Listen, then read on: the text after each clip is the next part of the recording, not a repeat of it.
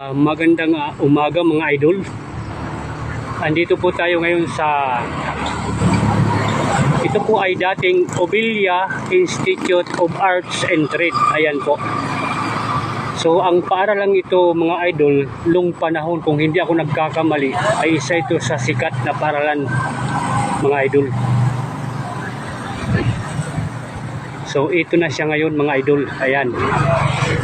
Kung hindi pa ako nagkakamali mga idol, noong dekada 70, 60, 80, ito ang pinakasikat na paaralan noon dito. So shout out sa inyo kung isa kayo sa naging produkto ng Obilya. Ayan. So ito na siya na ngayon. Ayan. Wala na po yung mga dating building dito mga idol. Hindi po natin alam kung bakit. Pero ito po siya dati.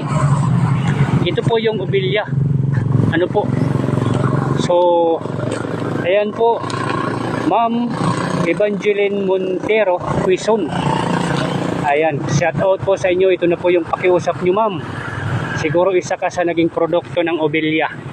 Ayan po. At maraming salamat po. God will always provide us. Thank you. Bye bye.